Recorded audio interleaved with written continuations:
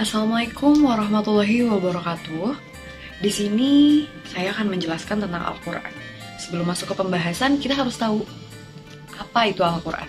Al-Quran adalah kitab suci umat muslim dan merupakan firman Allah yang dipercaya oleh umat muslim. Dan juga Al-Quran itu adalah wahyu dari Allah Subhanahu wa Ta'ala yang diturunkan kepada Nabi Muhammad SAW melalui malaikat Jibril, dan juga merupakan wahyu pertama bagi Rasulullah SAW. Jadi Al-Quran itu apa sih? Al-Quran itu berisikan pedoman-pedoman kehidupan untuk menjalankan kehidupan bagi umat manusia. Juga di dalamnya berisikan hukum-hukum Allah Subhanahu wa Ta'ala untuk menjalankan ibadah, pedoman gitu kan, untuk menjalankan ibadah. Jadi semuanya sudah dirangkum di dalam Al-Quran untuk umat manusia gitu, untuk mempermudah kehidupan manusia. Jadi di dalamnya sudah terdapat pedoman kehidupan, hukum. Secara etimologis, Al-Quran itu mengandung arti bacaan atau yang dibaca, sebagaimana firman Allah Subhanahu wa Ta'ala, yaitu Quran surat Al-Qiyamah ayat 16 sampai dengan 18. Saya akan bacakan. A'udzubillahi minasyaitonirrajim. Bismillahirrahmanirrahim. La tuharrik bihi lisanaka lita'jala bih. Inna 'alaina jam'ahu wa qur'anah fa idza qara'nahu fattabi' qur'anah. Shadaqallahul 'adzim. Janganlah kamu gerakan lidahmu untuk membaca Al-Quran karena hendak cepat-cepat menguasainya. Sesungguhnya atas tanggungan kamilah mengumpulkannya di dadamu dan membuatmu pandai membacanya. Apabila kami telah selesai membacakannya, maka ikutilah bacaan itu.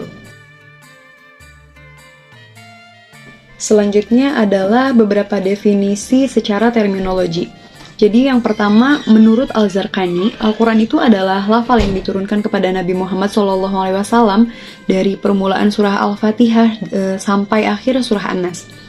Lalu, menurut Dr. Sulaiman Abdullah, Al-Quran adalah kalamullah yang diturunkan kepada Nabi Muhammad SAW. Apa itu kalamullah? Kalamullah itu secara bahasa adalah perkataan Allah atau firman Allah. Sedangkan secara istilah, kalamullah adalah perkataan Allah yang disampaikan Jibril kepada Nabi Muhammad SAW untuk dijadikan pedoman kehidupan manusia. Lalu selanjutnya, menurut Mana Al-Qatan, Al-Quran adalah dasar agama sumber tasyri sebagai dalil Allah yang cocok sepanjang zaman yang disampaikan oleh Rasulullah SAW kepada umatnya untuk diikuti perintahnya.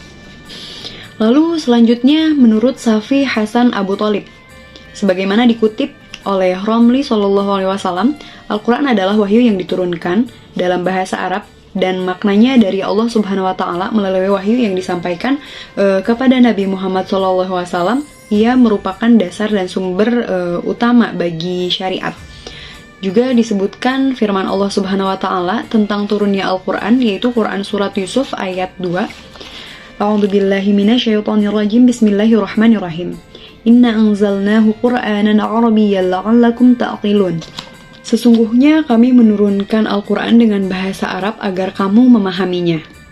Jadi bisa disimpulkan bahwa Al-Quran itu adalah firman Allah Subhanahu wa Ta'ala yang diturunkan kepada Nabi Muhammad SAW melalui malaikat Jibril dari mulai surah Al-Fatihah sampai dengan An-Nas. Pembahasan selanjutnya yaitu sejarah singkat turunnya Al-Quran.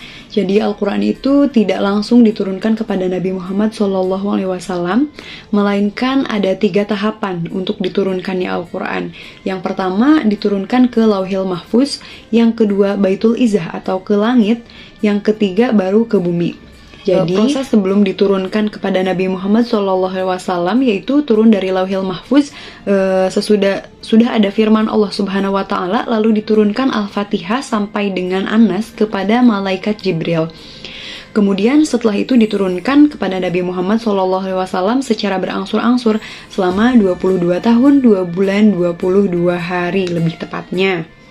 Sebanyak 30 juz, 114 surat, dan 6.666 ayat. Sesuai dengan kebutuhannya, turunnya Al-Quran itu awalnya di Mekah, tepatnya tahun 610 Masehi, di Gua Hiro lebih tepatnya ya, di bulan Ramadan. Kemudian berakhir di Madinah pada tahun 633 Masehi. Surat yang diturunkan di Mekah itu disebut juga dengan surat Makkiyah. Ciri-cirinya surat Makkiyah itu suratnya pendek. Diturunkan di Madinah itu disebut juga dengan surat Madaniyah. Ciri-cirinya suratnya panjang-panjang. Kemudian wahyu tersebut dikumpulkan dan disusun menjadi kitab pada masa kekhalifahan Utsman bin Affan sekitar 20 tahun setelah wafatnya Nabi Muhammad SAW, sehingga menjadi Al-Quran, bentuk buku. Selanjutnya, nama-nama Al-Quran. Nama-nama Al-Quran itu ada juga yang disebut dengan Alkitab. Kenapa bisa disebut dengan Alkitab? Karena di dalamnya terkumpul berbagai ilmu pengetahuan, kisah-kisah terdahulu, dan akhbar. Lalu ada juga yang disebut dengan Al-Mubin.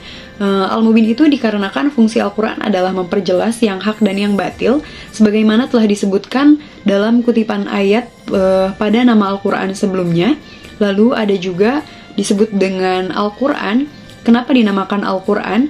Karena Al-Quran merupakan bacaan yang di dalamnya terkumpul hal-hal yang berkaitan dengan kisah, perintah, larangan, ayat, surat, dan lain sebagainya. Lalu yang akan saya sebutkan terakhir adalah Al-Kalam. Kenapa disebut dengan Al-Kalam? Karena Al-Quran itu dapat mempengaruhi akal orang yang mendengarkan untayan ayat-ayatnya. Sebagaimana dalam Quran surah At-Taubah ayat 6, A'udzu billahi minasyaitonir rajim, bismillahirrahmanirrahim. Wa in ahadum minal musyrikin nastajaraka fa'ajirhu hatta yasma' kalamallahu thumma ablighu ma'manah. Dzalika bi annahum qaumul la ya'lamun. Shadaqallahul adzim.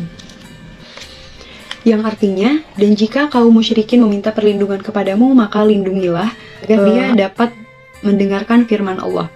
Kemudian antarkan dia ke tempat yang aman baginya, karena sesungguhnya mereka kaum yang tidak mengetahui. Demikian yang saya sampaikan mengenai Al-Quran. Apabila ada kesalahan, mohon untuk dikoreksi. Kita sharing di sini. Terima kasih. Assalamualaikum warahmatullahi wabarakatuh.